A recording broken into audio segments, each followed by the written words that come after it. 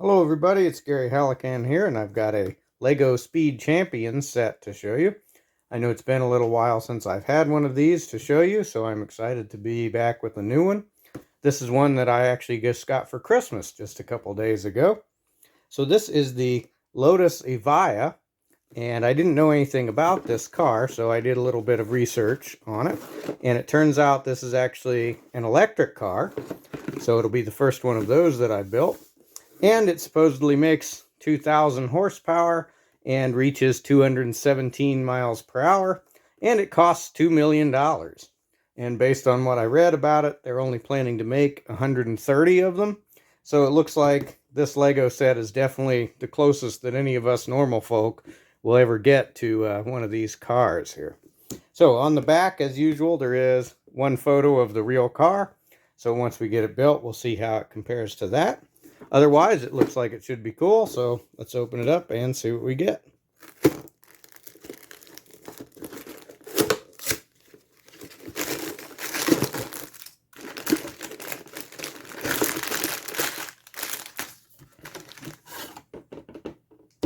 Okay, so in the box we've got a sticker sheet, pretty big sticker sheet, mostly in dark green, yellow, black.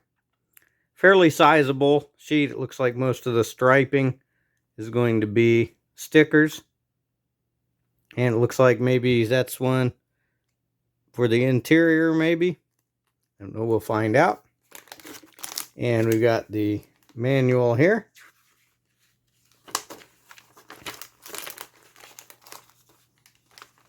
So just like any other Lego manual, parts list at the back. We've got the car base, standard with all of these Speed Champions. And then we've got two bags of parts, like mostly in dark green and black for the majority. There's some yellow and some gray as well. And it looks like there's one printed part for a windshield there. Okay. All right, so I'm going to build this, and I'll get back to you and show you what we get. Okay, so we're back with our complete Lotus Evija, and let's first look at our minifigure here. So I think he's pretty good. I think his uniform looks really nice there, and he does have a hairpiece if you would rather him have that instead of wearing the helmet. We'll see how he fits in just a minute here. As for the car itself, I think it looks very cool. I really like the green color. I think it looks nice. Yellow looks nice on the green. One thing that people might not like is there are some exposed studs on it. Not very many, and I don't care about that really. I'm not too worried. I mean, reminds you that this is a Lego car, right? But I know some people don't like the exposed studs. What could be a problem though is any mold marks on this dark green really show up pretty bad. You can see one there. You can see one right here. So they show up as a really light green. So that could be a bit of an issue. Most of them end up hidden, of course, but you can still see a few of them here, even on the top of the car. The stickers match the green of the parts really well. So that is nice. Most of the stripes here are stickers. The headlights are actually printed parts, so that is very nice. And then both windshield pieces are printed as well, so that is pretty good. As far as capturing the shape of the real car, I think that this one doesn't fare quite as well as some of the other ones. It makes a very valiant effort at it, and it still looks really cool. But I think there are some things that it misses in the real car. It does have some very cool shapes going on the sides here and on the top. But I think probably the most distinctive feature of the real car is the shape of the rear lights.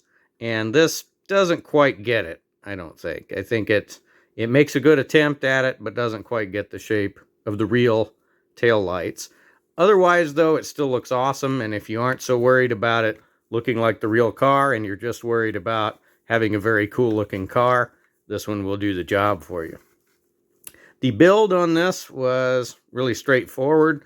Nothing really unusual or anything. There's some kind of unusual stuff in the front end, but nothing really surprising or anything.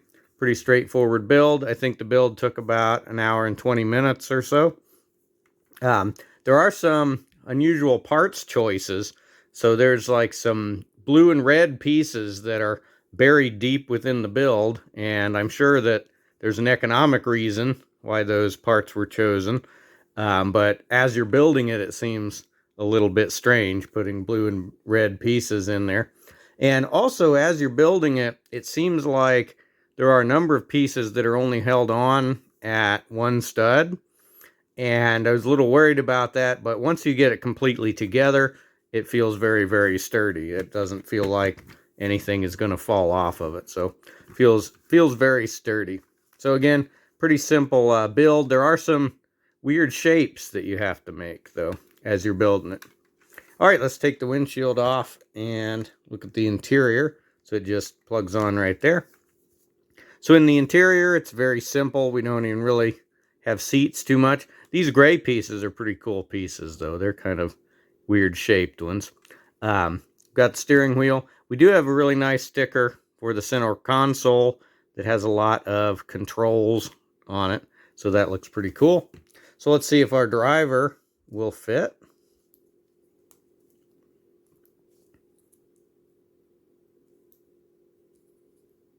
Get him in driving position here. And there he goes. Let's get the windshield back on. So there we go. No problem at all fitting the driver in. So that is one thing that I've noticed that the officially licensed Lego sets do better than a lot of the unlicensed one, is having the driver figure fit in really nicely. Some of the unlicensed ones I built, like the Mold King ones, the minifigures, you know, don't really fit as well in those. I guess most of the Mold King ones didn't come with minifigures, but some of the other unlicensed ones I built that came with a figure didn't really fit in well. But the Lego ones, they always work pretty well there. So it fits in great. So for comparisons, here is the Lamborghini Countach. They are very similar in size. The Lamborghini's just a speck bigger. Not much bigger, probably just a speck bigger. They're otherwise pretty similar in size there. So they will look nice together. And here is Dom's Charger. So it is a little bit bigger. A little bit longer for sure. Quite a bit longer there. But otherwise, scale is good. Scale is always good. So that is the Speed Champions Lotus Evija.